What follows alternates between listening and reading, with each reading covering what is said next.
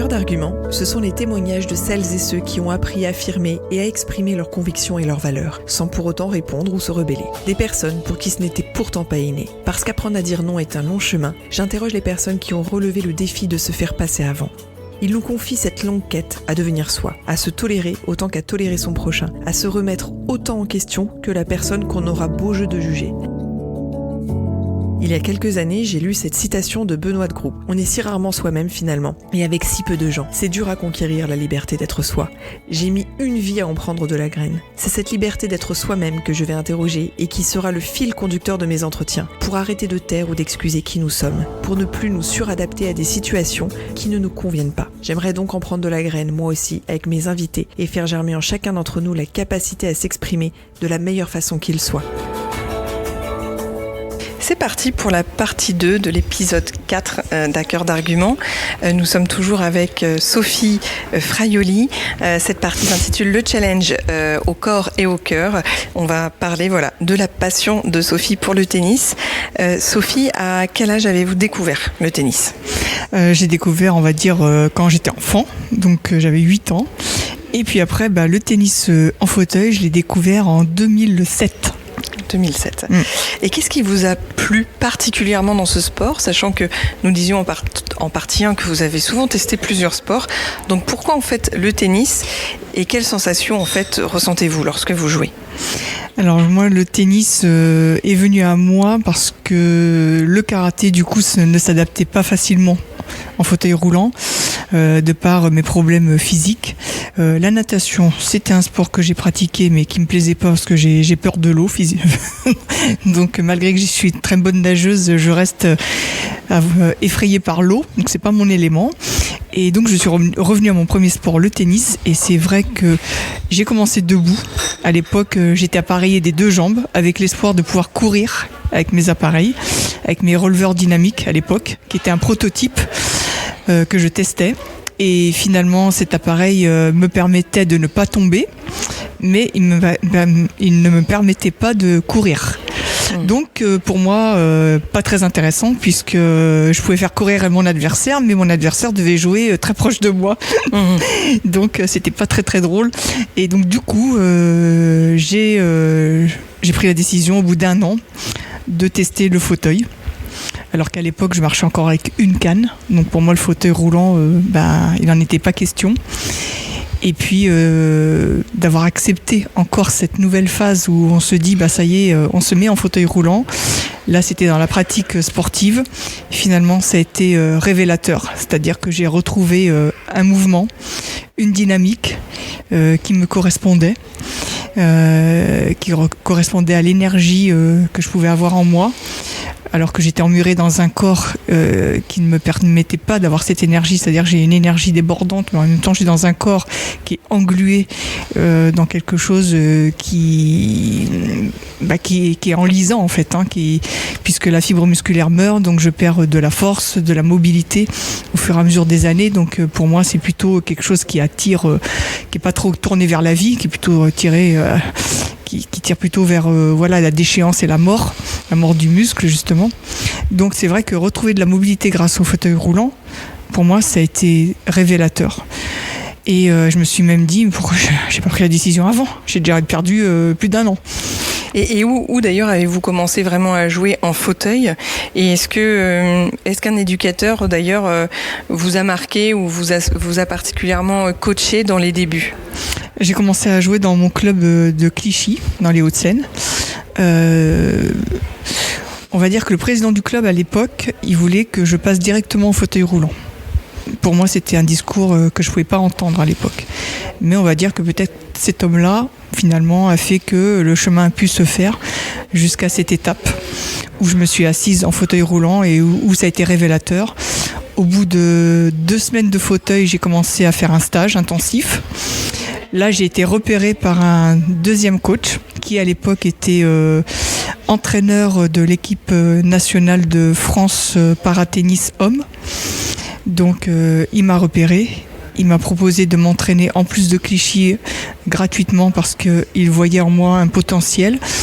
Et donc, du coup, très tôt, j'ai été prise en main par ce coach aussi. Et puis mon club de Clichy, parce que voilà, j'étais dans un très très bon club à l'époque, avec aussi un professeur qui a été formé après au paratennis. Donc voilà, très tôt j'ai été vraiment bien entourée, on va dire. Et quelles sont les parties du corps les plus stimulées en fauteuil et est-ce qu'on peut tenter de mettre les auditeurs à votre place, entre guillemets, en décrivant les sensations qu'on peut ressentir, qui sont des sensations quand même bien différentes que quand on joue pas en fauteuil roulant? Après, le haut du corps forcément est très sollicité, hein, vu que nos bras remplacent les jambes. Donc le haut du corps est très sollicité. Après, c'est un sport en fauteuil. Donc le tennis en fauteuil, c'est un sport qui demande beaucoup d'anticipation, puisque le fauteuil roulant ne doit jamais s'arrêter. On n'est jamais à l'arrêt. Donc parfois, dans le replacement, on tourne le dos au jeu. Donc forcément, en tournant le dos, il faut quand même tourner aussi sa tête pour voir où se trouve la balle et pouvoir se placer au mieux pour pouvoir jouer le coup suivant. Donc il y a une grande anticipation. On fait l'œil est très sollicité aussi. Donc physiquement, ça demande vraiment beaucoup d'entraînement. Et en effet, c'est vrai que quand vous me le dites, quand je vois des images de vous en train de jouer, on voit en effet que le fauteuil il bouge tout le temps. Oui. Vous tournez en fait. Oui, c'est ça. Mais en fait, pourquoi c'est une obligation. C'est une obligation par rapport à l'inertie en fait du fauteuil, c'est-à-dire que si le fauteuil est à l'arrêt, musculairement, c'est encore très compliqué de le relancer. Oui. D'accord. Ah oui, donc ça demande vraiment beaucoup de muscles au haut du corps. Haut du corps. Et il n'y a pas de marche arrière possible, parce qu'une marche arrière, si vous revenez après en marche avant, là l'inertie est encore plus importante. Donc il n'y a pas de marche arrière possible. C'est pour ça qu'on fait des espèces de grands déplacements qui ressemblent à des grands 8 en fait, comme si on faisait des grands 8. En effet. Et comment a évolué votre niveau au fil du temps? Parce que je crois que vous avez eu un niveau assez important, même au niveau mondial. Oui. Est-ce que vous pouvez retracer un petit peu vos... Eh ben finalement, je commence les tournois internationaux en 2008, alors que j'avais commencé le tennis fauteuil en 2007, donc ça a été très rapide. J'ai eu envie de faire de la compétition tout de suite parce que là, forcément, c'est la karatéka qui était qui parlait, hein, donc l'envie encore de se surpasser, et puis voilà, et puis de faire de la compétition, et puis de voyager aussi, parce que c'est vrai que le tennis en fauteuil très vite m'a permis de voyager. Mon premier tournoi international, ça a été au Maroc, à Casablanca, parce que c'est un pays que je connaissais. Donc déjà pour moi, il y avait quand même moins d'inconnus, parce que c'est vrai que voyager en tant que sportive, à l'époque, j'étais en Cannes, donc j'avais un seul fauteuil à gérer, mais après j'ai eu 2 fauteuils à gérer, plus les bagages. Enfin, c'est beaucoup de contraintes. Et donc ça amène beaucoup de stress aussi, même si c'est super de voyager. Et donc voilà, donc ça m'a vraiment permis un dépassement. Et vous me disiez qu'il n'y a pas de catégorie.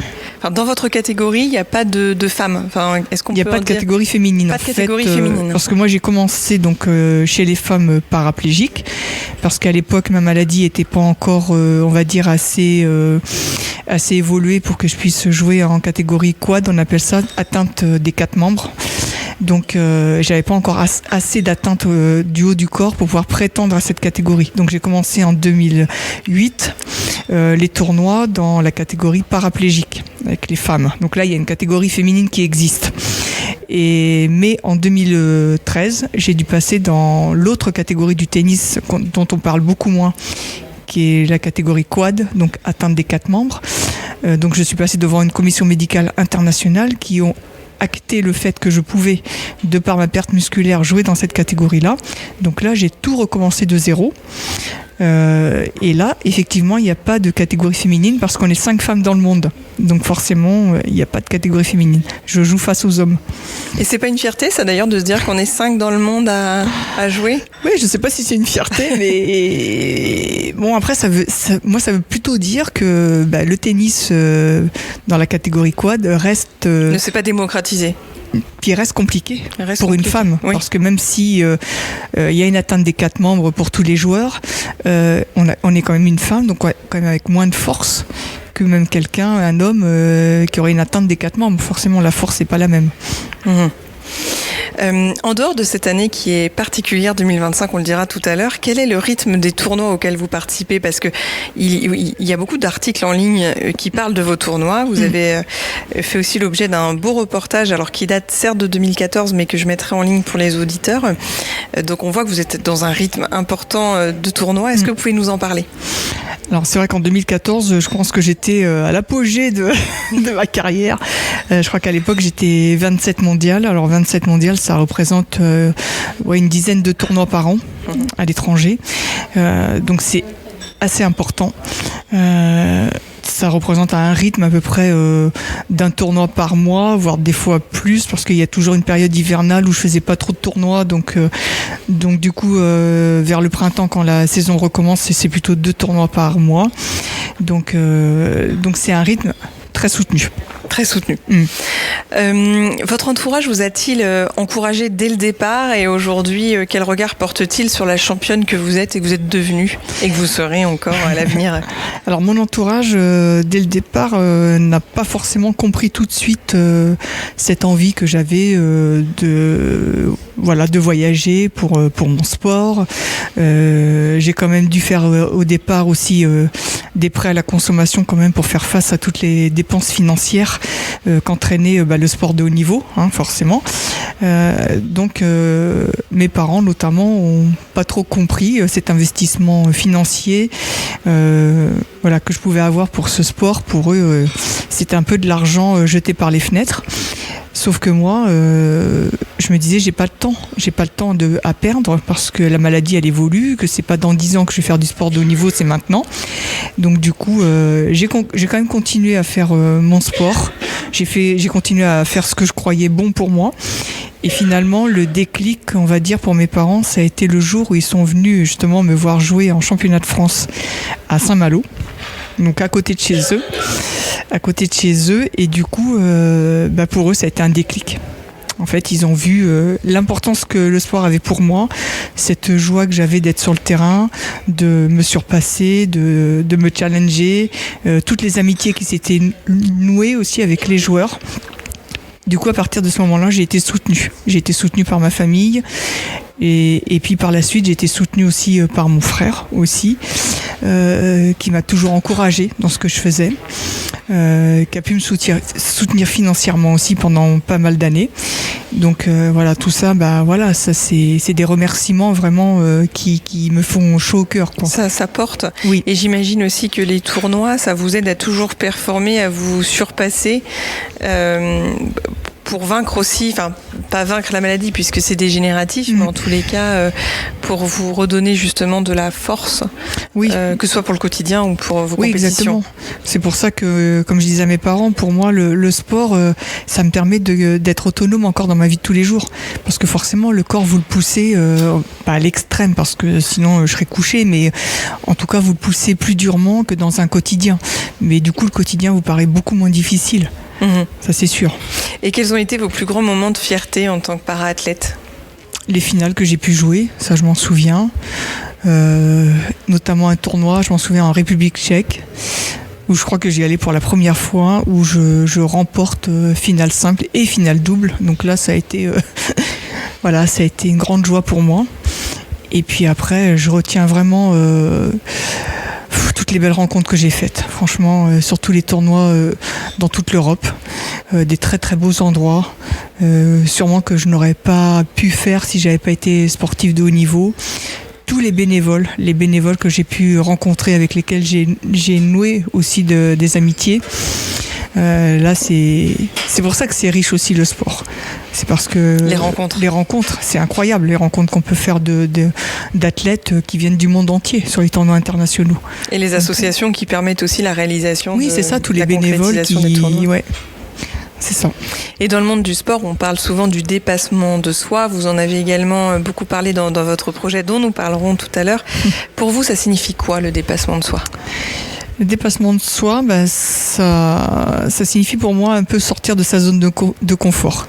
C'est-à-dire ne pas se contenter de ce qu'on sait faire, de ce qu'on fait tous les jours. C'est aussi se lancer des défis, et puis C'est vrai que ça demande du travail, ça demande de l'effort, mais c'est souvent pour la bonne cause, c'est-à-dire faire des choses qui nous ressemblent, pour lesquelles, qui nous animent, pour lesquelles on a envie de déployer son énergie, et c'est des challenges, quoi. Est-ce que vous avez des choses à vous prouver? Est-ce que en fait vos tournois, vos compétitions vous aident aussi à vous prouver certaines choses?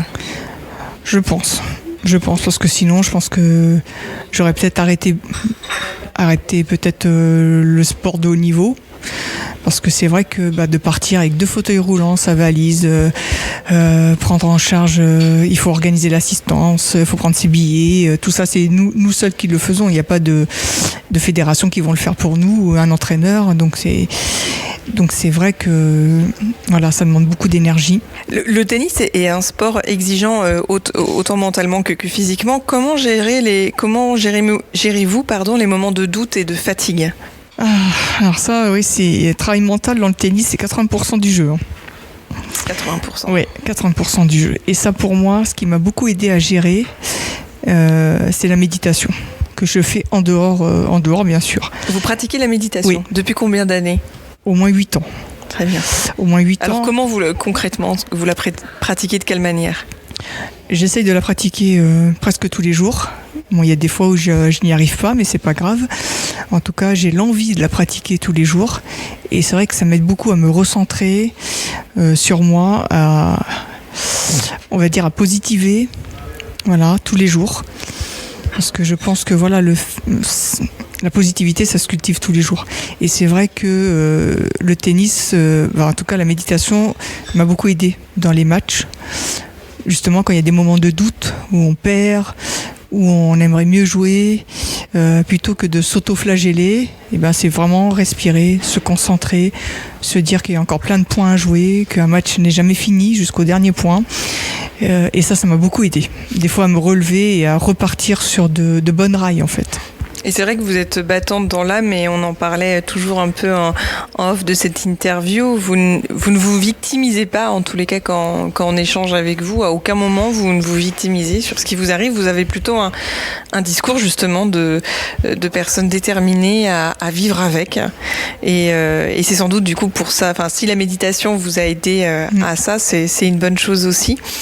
On parlait tout à l'heure de votre activité professionnelle. Finalement, moralement, tous les combats que vous portez depuis plusieurs années vous ont vraiment aidé, finalement, même en tant que professionnel, et aujourd'hui art thérapeute. Si vous n'aviez pas eu ce parcours-là, ça aurait sans doute été... Vous pensez que votre carrière aurait été différente? C'est possible que j'aurais sûrement pas eu les mêmes réponses que je peux avoir maintenant en tant que thérapeute, et encore, je trouve que j'ai encore du chemin à faire, notamment du chemin vers moi à faire. À 54 ans, vous sentez qu'il y a toujours un parcours, bien sûr.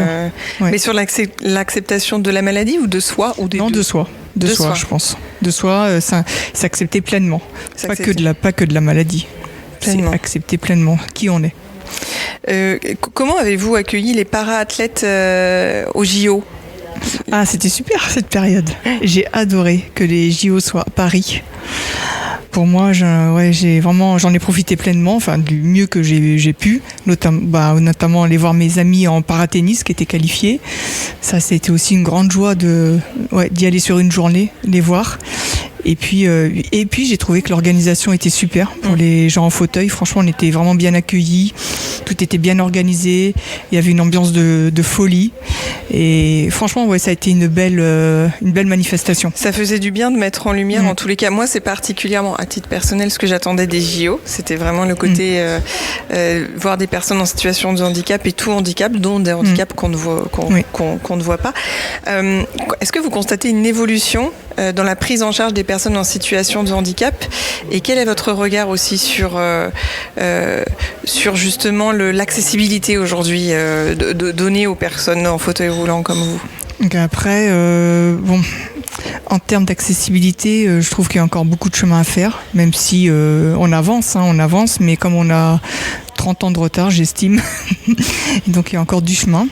Après, l'engouement qu'il y a eu autour des Jeux Olympiques et Paralympiques, je pense que ça a mis en lumière, comme vous le disiez, voilà, les personnes en situation de handicap, les para-athlètes, tout handicap confondu. Ça, c'était bien aussi qu'ils soient mis en lumière. Mais après, j'ai envie de dire, une fois les JO passés, on a vite oublié tout ça. Ouais. Donc il y a toujours des beaux discours, et puis après on se rend compte que dans les faits, bon, c'est pas encore ça. Mais bon, voilà. Mais on tend à aller vers du mieux, donc on va garder espoir. Est-ce qu'il y a un pays modèle en Europe, par exemple, pour ne parler que de l'Europe, pour l'accessibilité des personnes handicapées, ou lors de vos voyages vous avez été épaté? Moi, là où j'ai été épatée, ça a été vraiment Copenhague, donc le Danemark. C'est vrai que les pays nordiques, on dit souvent qu'ils sont avancés par rapport à l'accessibilité. Et c'est vrai que Copenhague, pour moi, ça a été le paradis du fauteuil roulant, quoi. C'est vraiment très accessible, des pistes cyclables partout que l'on peut emprunter. Après, vraiment, un pays où j'ai été surprise, c'était aussi la Toscane, qui pourtant est une région plutôt montagneuse et ancienne, où là, pareil, une très belle accessibilité aussi. Même le Colisée de Rome, où j'ai été surprise de voir qu'il y avait un ascenseur dedans pour pouvoir le visiter. Donc vraiment une belle accessibilité aussi. Avez-vous un modèle, Sophie? Parce que vous-même, en fait, vous en êtes une. Mais est-ce que vous avez un modèle, une personne qui vous inspire et qui vous pousse à aller au bout de vos envies? En tous les cas, qui vous donne de la force? En sport ou en tout confondu? Tout confondu, même la personnalité de quelqu'un qui, justement... Il y en a beaucoup. Beaucoup. Oui, mais là, j'en veux une. Après, une qui m'aide beaucoup en ce moment, de par ses livres, c'est Lise Bourbeau. Lise Bourbeau qui a écrit de beaux livres sur la guérison des 5 blessures, les 5 blessures qui empêchent d'être soi-même, donc la puissance de l'acceptation, très très beau livre. Ça m'aide beaucoup. Et c'est une personne qui a souffert aussi de... Non, pas spécialement. Pas spécialement, mais qui a écrit des bouquins de développement personnel, qui a développé une école qui est au Canada, qui s'appelle Écoute ton corps. Et donc j'ai découvert cette personne. Et j'ai eu la chance, même en décembre dernier, de me payer, justement, de m'offrir un stage à Valence avec cette école, Écoute ton corps, qui s'appelait Être bien avec soi, être bien avec les autres. Et ça a été vraiment super, parce que voilà, ça mettait aussi en pratique toutes les lectures que je pouvais faire. Parce qu'à un moment donné, c'est bien de lire, mais il faut aussi se confronter à soi et mettre en pratique ce qu'on lit. Et c'est vrai que ça m'a beaucoup aidé aussi. Et vous me parliez de la personnalité aussi off de Frédéric Lopez. Est-ce que vous pouvez nous en parler?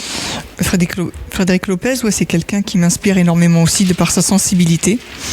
Voilà, je trouve que c'est quelqu'un d'une bienveillance et d'une humanité qui, moi, m'inspire beaucoup. Voilà. C'est quelqu'un que j'aimerais beaucoup rencontrer. Pour terminer avec la partie vraiment sportive, quels sont vos, en dehors du trek dont on va parler, par rapport au tennis, vos projets d'avenir, vos souhaits en tout cas pour les années à venir concernant cette passion? Alors le tennis pour l'instant, moi il est un petit peu mis entre parenthèses, de par le projet qui arrive forcément, mais aussi de par l'évolution de ma maladie aussi, où je me rends compte que le haut niveau, c'était il y a 10 ans, mais que maintenant je n'ai plus de grandes prétentions. Après, si je peux continuer d'être qualifiée pour les championnats de France, déjà, pour moi, ce serait un beau challenge et une belle réussite. Donc voilà, j'ai plus de grande ambition internationale, on va dire. Et voilà. Ça, vous vous préparez en douceur, justement, à moins jouer ou à perdre en niveau? Est-ce que c'est quelque chose auquel vous vous préparez? Perdre en niveau, c'est compliqué pour moi. De me dire que la maladie me permet plus d'être à haut niveau, c'est très compliqué à accepter. Je travaille dessus, mais c'est difficile. Je me dis là, heureusement que j'ai un deuxième projet qui me tient vraiment à cœur et qui me correspond, parce que je mets toute mon énergie dans ce projet-là. Parce que s'il n'y avait pas ça, je pense que ça serait encore plus difficile.